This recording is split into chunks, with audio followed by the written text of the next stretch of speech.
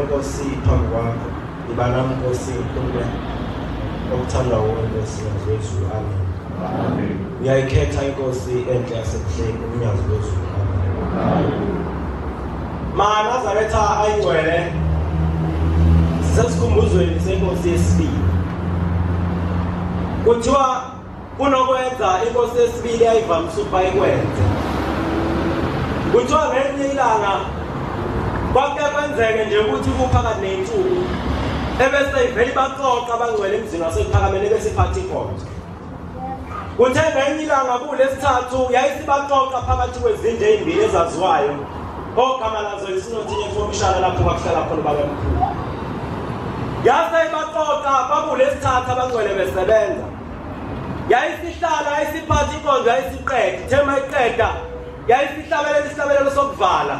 Uthe phakathi nokubusisa isibusisa uthe phakathi nokubusisa isihubi ingoma seweseni abangcwele beguqile bevala amehlo. Mayiqeda ukuba le ngoma yaseweseni yayisiqhubeka ibusisa ayisikhuluma lamazwi. Yathi Nkosi mabe ukuthi kwawudalile ukuthi emhlabeni kube khona abantu abangcwele akusale sebayimbo labo. Ithi mawudalile ukuthi emhlabeni kube nabantu abangcwele akusale sekubayimbo laba yayisho lamaNazaretha enguqe phambi kwawo namhlanje. Phoma bona bexabana bangabangabani. Ngelinye ilanga mfisa ukusheshe ngihlale phansi.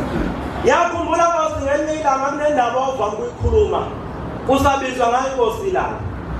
Kodwa into eyinkinga ukuthi wawikhuluma le ndaba makwenzekile ukuthi uyiqale ngokungavamisile ukuthi uyiqede. Kwesinye isikhathi wawikhuluma Nkosi le ndaba uvele uyiqale phakathi nendawo futhi ungayiqalanga ekuqaleni. Kwesinye isikhathi wawuvele uyikhulume nje phakathi nendawo Nkosi ungasikhuluma isingeniso nesiphetho sawo futhi ungasiqala ngazi ukuthi kwakudalwa yini. Angazi futhi ukuthi nalo kukhuluma ngehlela ukusho ukuthini.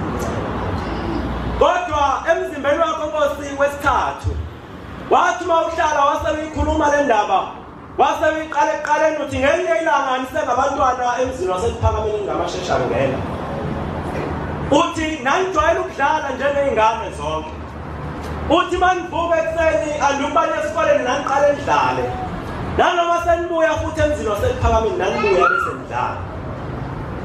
Angazi ukuthi lo mkhuluma noma kungifanele yini. Mangangifanele ngidonse.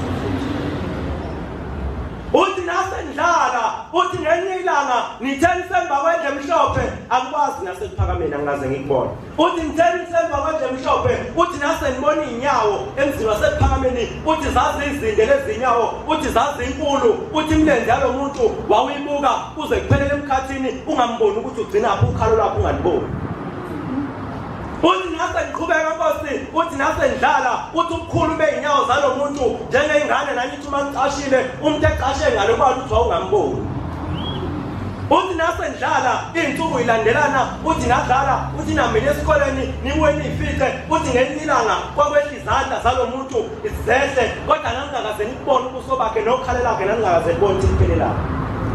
Uthi ngelinye ilanga ngathi ngihleli nobaba kusho Nkosi inyanga yezulu. Ithi ngathi ngihleli nobaba ongizalayo ithi ngase ngikhumbula indaba le yandoda lapha emva kwendle emhlophe. Uthi ngase ngithi baba wathi mntanami uthi ngithema ngiqala ngibaba kunendoda wayesengithethisa ubaba kakhulu wayesethi hayi ayikho into enjalo lapha emzini wasephakameni.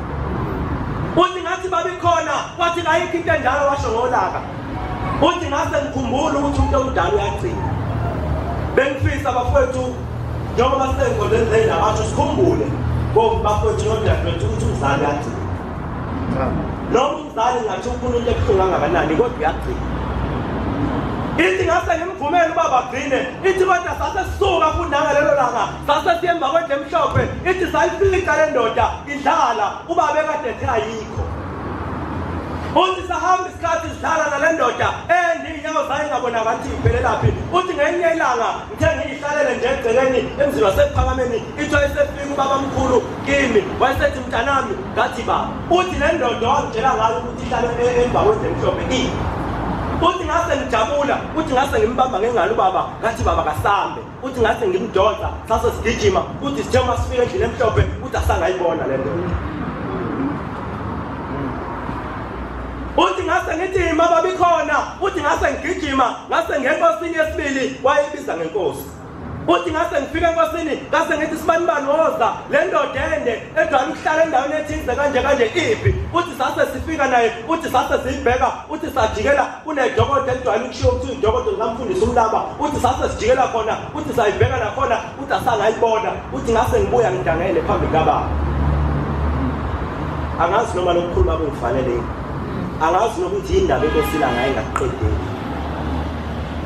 uthi sithema ngifika uthi ngase ngima ngathi baba kangitholi uthi ngase ngibona ubaba edangala ngase ngimbone ebheka phansi uthi nezinyembezi emehlweni akhe ngayibona uthi nezinyembezi emehlweni akhe ngayibona uthi ngase ngibaba yini uphathele kabi pho uthi wayesethi mntanami nibancane kakhulu iminyaka yenu kodwa akufanele ngimtshele lokukhuluma angazi noma kufanele yini ukuthi ngikhulume uthi bengazi ukuthi le ndoda ikhona lapha emzini wasePhakameni loyo mntanami bekuJehova umdali wezulu nomhlaba ubehlala lapha ePhakameni ithi kodwa ufika kimi ey'nsukwini ey'ntathu ey'dlule wathi Shembe ukuphakama sengiyakushiya ngoba abantu bakhona kabasazwani abantu bakhona kabasathandani ukuphakama sengiyakushiya ngoba uNkulunkulu akahlala endaweni enjalo mabona becabana bangabakabani inkosi ilanga abantwana benkosi yasicelela intela ukuthi ukuthi bakhona abantu ababedanile ukuthi babe ngcwele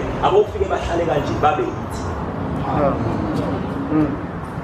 ngiyabonga abantwana benkosi kancane kakhulu lokukhuluma lapho ngishayise khona shaya inkosi iphosisa inkosi isebenzile amen